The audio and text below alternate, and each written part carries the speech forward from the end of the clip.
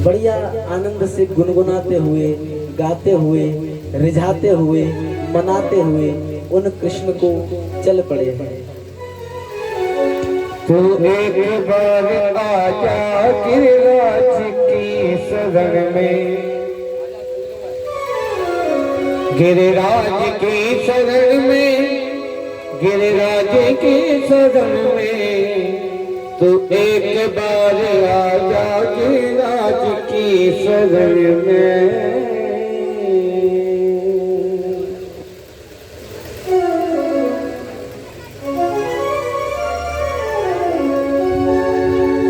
नित्य दीपदान होते गिरिराज की सदन में,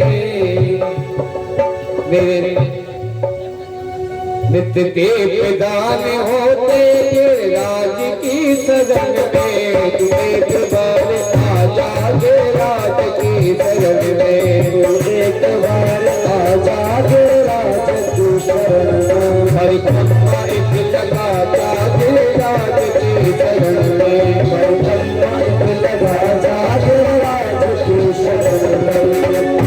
एक लगा जा गिरिराज की शरण में, हरि ब्रह्मा को लगा जा गिरिराज की शरण में। गिरिराज की शरण में नंदलाल की शरण में, गिरिराज की शरण में नंदलाल की शरण में। गिरिराज की शरण में नंदलाल की शरण में, गिरिराज की शरण में नंदलाल की शरण में। तू एक बार आजा गिरिराज की शरण में, आजा गिरिराज की शरण में। तू रक्त हो राजा गिरिराज की शरण में, तू रक्त हो राजा गिरिराज की शरण में। नित्य दीपदान होते गिरिराज की शरण में, दीपदान होते गिरिराज की शरण में। नित्य दीपदान होते गिरिराज की शरण में, गिरिराज होते गिरिराज की शरण में। हरि ब्रह्मा एक लगा जा गिरिराज चले, एक लगा जा गिरिराज की शरण में। हरि ब्रह्मा एक लगा जा गिरिराज की शरण में। एक बार आजा गिरिराज की शरण में, एक बार आजा गिरिराज की शरण में। तू एक बार आजा गिरिराज की शरण में, तू एक बार आजा गिरिराज की शरण में। तू एक बार आजा गिरिराज की शरण में। बोले महाराज महाराज की, बोलिए व्यासी महाराज की, बोलिए भागवत महापुराण की, बोलिए परसिद्ध जी महाराज की। जय जय श्री राधे, जय जय श्री राधे, जय जय श्री राधे। प्रेम से बोलो राधे राधे, राधे राधे, राधे राधे। संख्या तो पूरे प्यारी, आवाज बिल्कुल बोलिए राधे राधे, राधे राधे। आज सभी ब्रजवासी भोले वाले आज बाबा ग्वाल बाल कन्हैया बलराम सभी परिक्रमा करके जब अपने ब्रज वृंदावन में पहुंचे हैं प्यारे, तो आज संध्या हो गई। संध्या के समय जब इंद्र तक जो नित्य प्रतिवर्ष की जो पूजा है वो जब इंद्र तक नहीं पहुंची, तो इंद्र ने विचार किया कि देखो ब्रजवासी आज न जाने कहाँ खोए हुए हैं। रोज तो सुबह ही पूजा अर्चना करके फ्री हो जाते हैं, अब तो संध्या हो रही है, रात्रि होने वाली है, अभी तक पूजा हमारे पास तक पहुंची नहीं। तो आज जब इंद्र ब्रज में वृंदावन में स्वर्ग से दृष्टि डाल रहा है, तो देखा कि सभी ब्रजवासी खा पी के टंग सो रहे हैं। और जो सोता हुआ ब्रजवासियों को देखा तो इंद्र ने जान लिया कि महाराज ये बहुत बड़ा अपराध किए हुए, इन्होंने हमारा अपमान किया है। आज इन्होंने हमारी पूजा को त्याग करके हमें बहुत क्रोध में डाल दिया। आज जब इंद्र भयानक क्रोध के साथ उन ब्रजवासियों को नष्ट करना चाहता है, पूरे वृंदावन को, पूरे ब्रज को जब नष्ट करना चाहता है, तो आज उन सारे मेघमंडलों को, बादलों को, तूफानों को, आंधियों को, उन सारी ऐसी वृत्ति वाली हवाओं को आदेश देता है कि जाओ सारे ब्रजमंडल को तहस नहस कर दो। आज पूरे ब्रज में जाकर के एक भी ऐसी सुविधा उन ब्रजवासियों के लिए न बचे जो उस सुविधा से वो जी सके। आज जब उन ब्रजवासियों को नष्ट करने का जो विचार बनाता है इंद्र, तो आज सारे आकाश में बड़े बड़े मेघ विराजमान हो जाते हैं, इतने बड़े बादल, इतनी मेघमालाएं वहां पर गर्जना करने लग जाती हैं। आज सारा ब्रज में अंधियारी छा गई और ऐसी ऐसी बड़ी बड़ी विशाल बूंदें, मानो जैसे कोई बड़े बड़े विशाल पत्थर उस ब्रज में गिर रहे हैं। आज जब इस तरह की उस पूरे ब्रजमंडल में गिरने लगी प्यारी, विद्योतमाना विद्युद्भिः स्तनन्तः स्तनयितुमभिः तीव्रैर्मरुद्गणैर्नुम्नः तीव्रैः, बड़ी तीव्र गति के साथ, मानो इतनी विशाल गति, इतनी विशाल, इतना विशाल आकार उन बूंदों का, उन बड़े बड़े तूफानों का कि महाराज जहां पड़ जाए वो सब कुछ नष्ट करने के लिए तैयार हो जाए। सारा वातावरण शीतमय हो गया, सारा वातावरण शीतल हो गया। आज जब बड़ा भयानक कष्ट संकट उन ब्रजवासियों पर आया, तो महाराज सारे ब्रजवासी आज उन कृष्ण की शरण में पहुंचे। प्रेम से बोलो राधे राधे राधे राधे।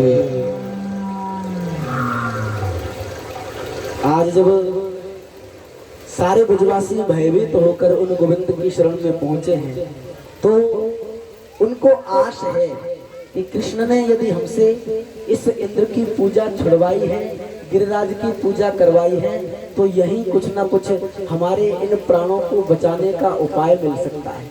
आज आस लेकर सारे ब्रजवासी उन कृष्ण की शरण में पहुंचे हैं। कृष्ण कृष्ण महाभागा त्वन्नाथं गोकुलम प्रभु, हे कृष्ण, हे प्रभु, आप इस व्रज के नाथ हो और हम अनाथों को आप शरण दिए हो, इसलिए हम आपकी शरण में हैं।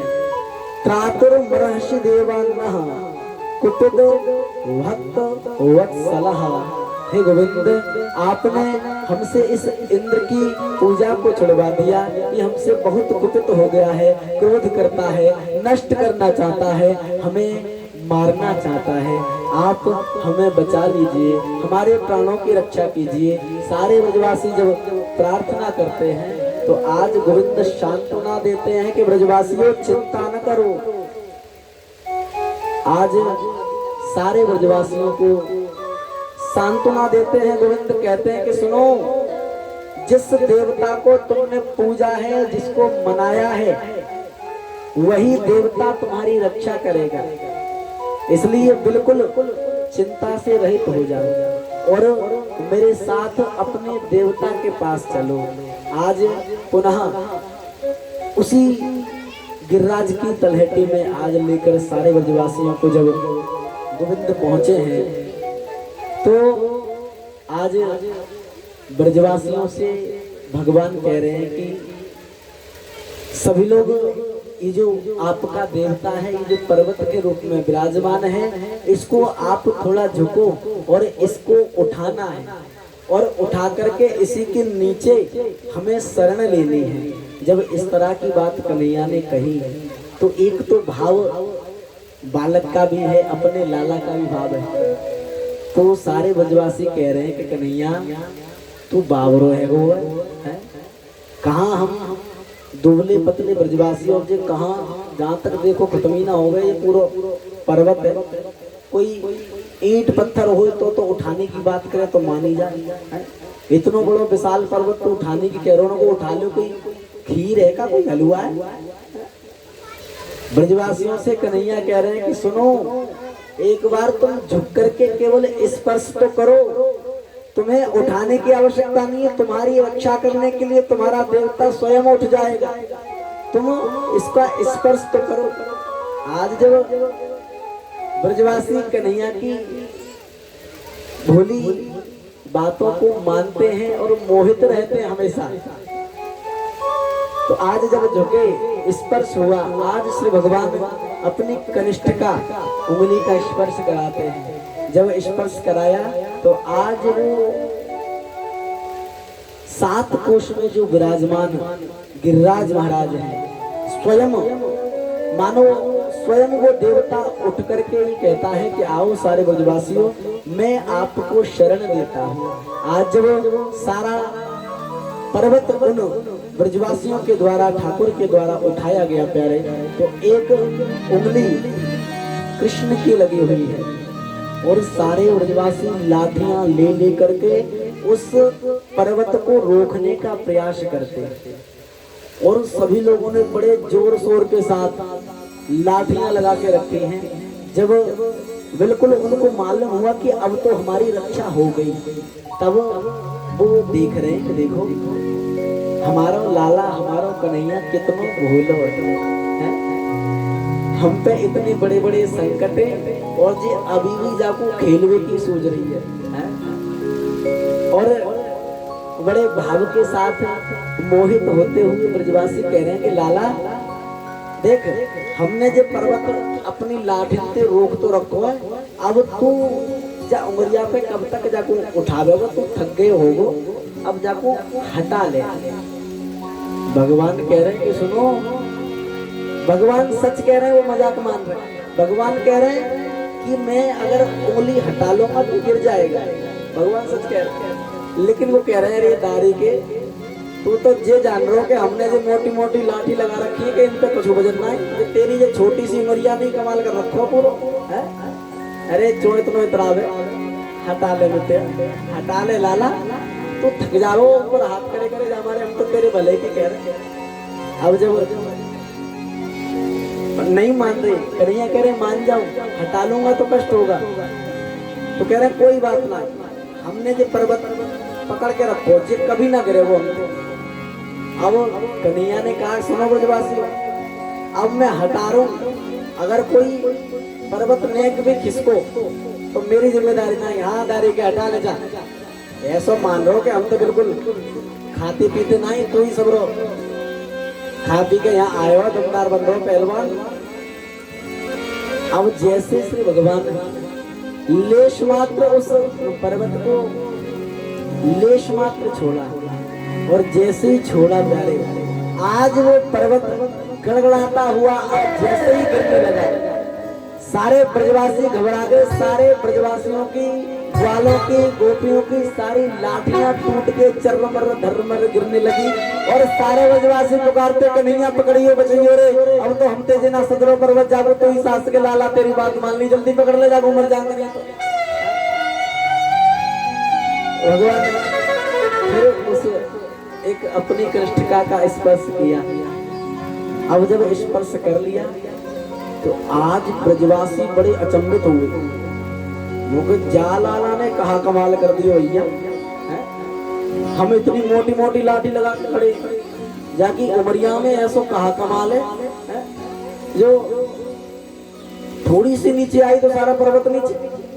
बोले कछु तो जाने जादू सीख लियो, बोले कछु तो करके आए। अब मातृभाव है, मातृ और पितृभाव है। आज बाबा नंद सारे ब्रजवासियों से कह रहे हैं कि सुनो, कन्हैया ने उठा तो रखा है पर्वत, लेकिन आज तुम ये मत समझ लेना कि तुम यदि कन्हैया ने उठा रखा है तो तुम भी लाठी हटा दो, लाठी नहीं हटाना, कुछ तो सहारा मिले।